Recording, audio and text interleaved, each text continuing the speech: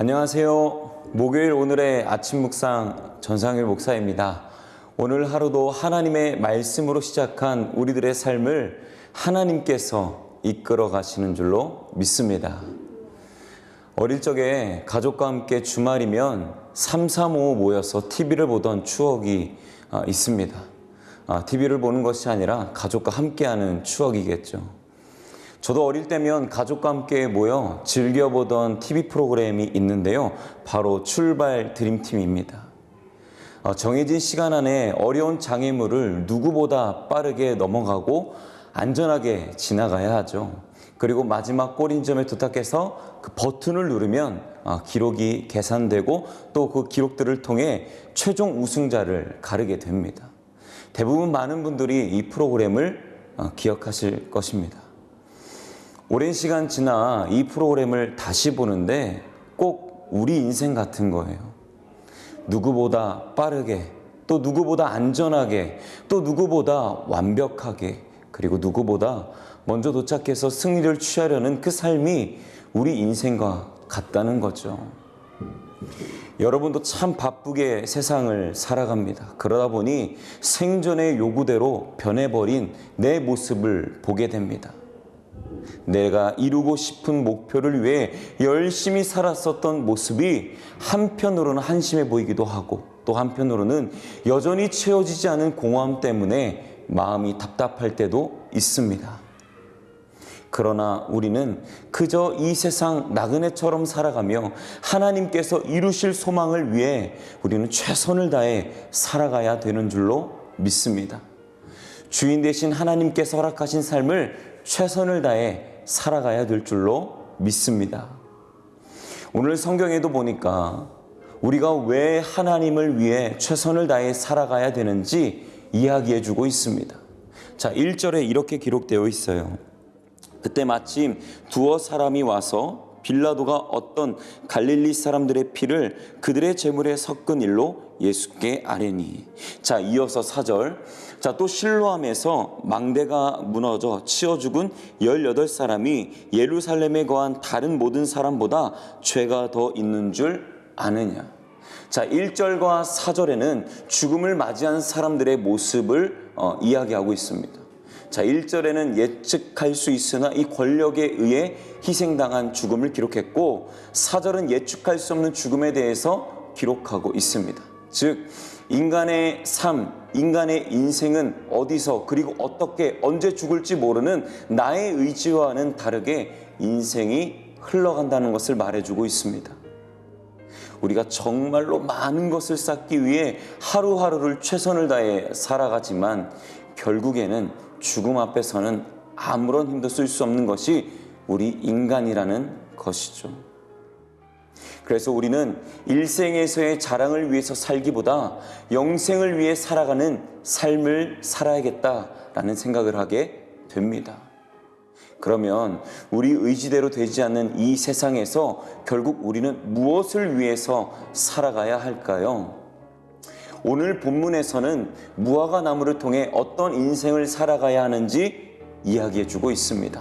자, 6절하고 7절 말씀이에요. 이에 비유로 말씀하시되 한 사람이 포도원에 무화과 나무를 심은 것이 있더니 와서 그 열매를 구하였으나 얻지 못한지라. 포도원 지기에게 이르되 내가 3년을 와서 이 무화과 나무에서 열매를 구하되 얻지 못하니 찍어버리라. 어찌 땅만 버리게 하겠느냐. 자, 포도원에 무화과 나무를 심었습니다. 그런데 이 무화과 나무에 열매가 맺지 않는 것입니다. 무화과 나무를 3년이나 살폈는데도 그 나무에서는 열매를 찾을 수가 없었다고 말하고 있습니다. 자, 여러분 보십시오. 열매를 맺지 않는 나무는 그 기능을 하지 못하는 것입니다. 무화과 나무는요, 관상수가 아닙니다. 열매를 맺어야 하는 이 목적을 가지고 있습니다. 자, 주인이라면 이 열매를 맺지 못하는 나무를 보면서 분노하겠죠. 그만큼 시간과 정성을 들여 그렇게 시간을 보낸데도 불구하고 열매를 맺지 못하고 있으니까요. 저는 이 말씀을 묵상하면서 두 가지를 생각하게 됐어요. 먼저는 무화과 나무에서 아무 열매를 맺지 못하는 것. 우리는 하나님께서 정하신 거룩한 부담감을 안고 주님께서 허락하신 그 열매를 맺는 삶을 살아가야 됩니다. 그리고 또 하나 무화과가 아닌 이 다른 열매를 맺게 되는 것이죠. 이것은 두 마음을 품는 것입니다. 무화과 나무에 사과 열매가 맺혀집니다. 무화과 나무에 올리브 열매가 맺혀지는 그런 결과. 자, 주님을 믿는 자들은요, 주님께서 원하시는 그런 합당한 열매를 맺어야 하는 것입니다. 그것이 바로 하나님께서 원하시는 우리의 삶의 모습인 거죠. 우리가 우리의 삶을 들여 하나님께서 원하시는 열매 맺는 삶을 살아가야 합니다. 작년에 이긴 자로 한 달 살기 후 인터뷰 영상을 촬영하는데요, 한 성도님께서 이 섬김에 대해서 이렇게 표현하셨어요. 작은 섬김이지만 그 섬김을 통해 큰 기쁨을 느낍니다. 저는 이 이야기를 들으면서 얼마나 귀한 섬김인지 느껴지더라고요. 그렇습니다. 작은 섬김으로요, 우리는 큰 열매를 맺게 됩니다. 작아 보이지만 우리들의 작은 섬김이 모여서 큰 열매를 맺게 된다라는 것이죠. 바로 이 삶이 하나님께서 요구하시는 우리들의 삶인 줄로 믿습니다. 하나님께서 주신 사랑, 우리의 삶에서도 놀랍게 열매 맺는 저와 여러분들의 삶이 되기를 소망합니다. 여러분들이 이 교회와 주님을 섬기는 드림팀이 되어 주십시오.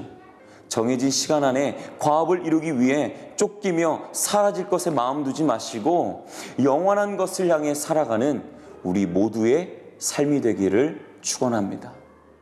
우리의 희생은 사라지지 않습니다. 교회를 살리고 한 영혼을 살리고 그리고 내 삶에 부어주시는 하나님의 은혜를 경험하는 삶까지 하나님께서 반드시 책임지십니다. 자, 요한복음 12장 24절과 26절 이렇게 말합니다. 내가 진실로 진실로 너희에게 이르노니 한 알의 밀이 땅에 떨어져 죽지 아니하면 한 알 그대로 있고 죽으면 많은 열매를 맺느니라. 사람이 나를 섬기면 나를 따르라. 나 있는 곳에 나를 섬기는 자도 거기 있으니 사람이 나를 섬기면 내 아버지께서 그를 귀히 여기시니라. 아멘. 우리가 사는 일생의 삶에서 주께서 칭찬하실 그 열매를 위해 살아가는 저 여러분 삶이 되기를 소망합니다. 저 여러분들이 주님과 또 한 영혼을 섬기는 그 사랑의 드림팀이 되기를 원합니다. 우리들의 작은 섬김, 그 섬김 그 하나하나가 위대한 하나님의 일을 이루시는 삶이 될 줄로 믿습니다. 기도하겠습니다. 사랑의 주님, 우리가 이 땅에서의 그 일생의 것을 향해 살아가기보다 정말 하나님께서 허락하신 그 영원한 것을 위해 우리의 삶을 드리며 살아가게 하여 주옵소서. 주님, 우리의 마음이 결단합니다. 주님의 나라를 위한, 주님을 향한, 한 영혼을 향한 그 섬김, 그 드림팀이 되어서 교회를 살리고 한 영혼을 살리고 주님의 나라를 멋지게 확장해 나가는 그런 귀한 하나님의 사람들 되게 하여 주옵소서. 예수님의 이름으로 기도합니다. 아멘. 그리스도 예수 안에서 구름의 상을 위하여 달려가노라. 이전에 있는 것은 모두 잊어버리고 앞에 계신 그리스도께로 달려가. 율법에서 난 것이 아니요 오직 그리스도를